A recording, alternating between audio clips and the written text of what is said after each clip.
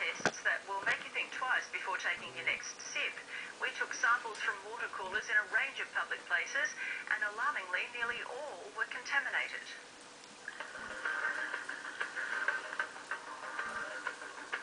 Have you ever used one of those dispensers? Yeah, where did you use it? My local gym.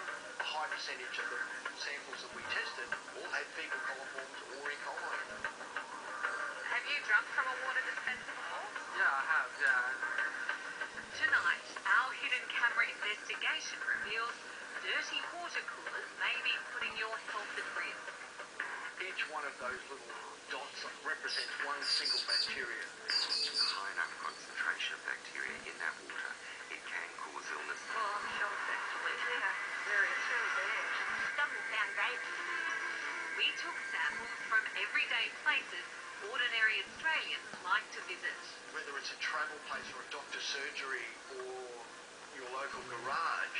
A Current Affair commissioned biotech laboratory's Glenn Pinner to test the results. What he's about to reveal will have you think twice before taking that next sip. Even though the dispenser is refrigerated, bacteria still grow. Each sample was tested for the total number of bacteria in tap water is under 5. The highest reading we got was for 17,000 bugs. Nearly all returned with results in the thousands. You've got to realise that every time someone turns on the tap, there's a siphoning of water back into the bowl where the water is held. We also tested for the presence of 2 groups of bugs. In particular, we were looking for fecal contamination. In the worst case, we found 17 fecal coliforms and 9 E. coli. You won't find fecal coliforms in town water. You won't find E. coli in town water. Who should expect it to be clean? The highest total number of bacteria came from this dispenser at a busy hospital. 17,000 bugs were found.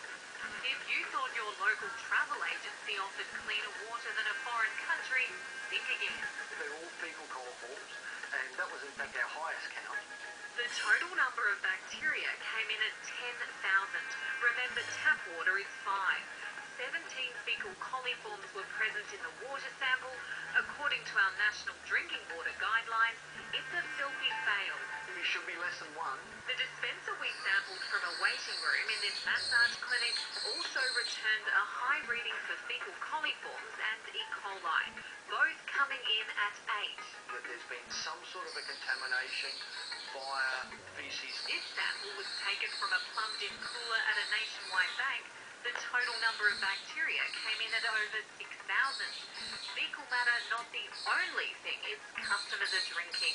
When we filtered the water, we found a whole pile of floaties, which sort of looks a little bit like hair, or it could be large dust particles.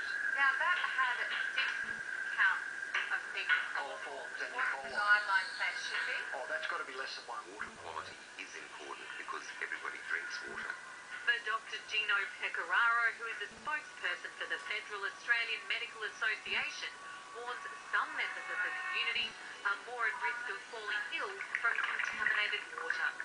The people who are not in the peak of physical condition are the ones who are always going to be susceptible to whatever's going around. I think there's 2 sides to that. A health risk, it's probably pretty small. Are we getting value for money?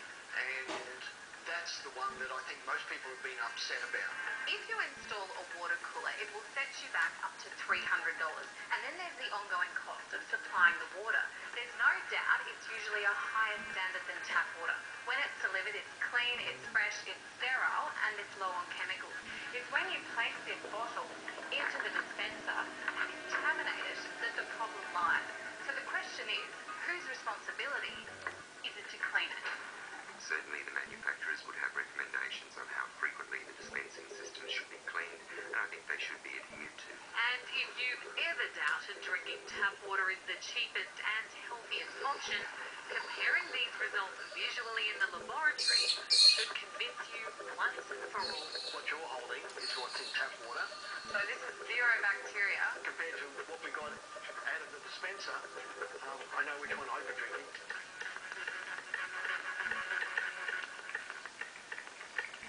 They are some nasty bugs. Drugs and the Australian Beverages Council tells us their members provide customers with ongoing cleaning services, and they're also provided with fact sheets on how to clean coolers themselves. At Nissan now, you can get a great finance rate across the Koalas range and on every kind of X-Trail. And the same great rate on any Murano, but only at Nissan dealers now. Welcome back. It is a timely warning for these school holidays. The soft drinks that your kids are downing are probably doing more damage than you thought. So we're seeing the early signs of heart disease in 12-year-old children. Can one soft drink a day be causing this sort of damage? Yeah, well, one soft drink a day. You might want to reassess that treat for the kids. It's very hard to say no. It's everywhere. Researchers at this medical institute have looked into the eyes of thousands of soft drink gulping 12-year-old Aussie kids and discovered their retinal arteries were narrowing. Looking at the blood vessels in your retina gives you a pretty good idea of what's going on in the rest of the body. Heart disease was setting in.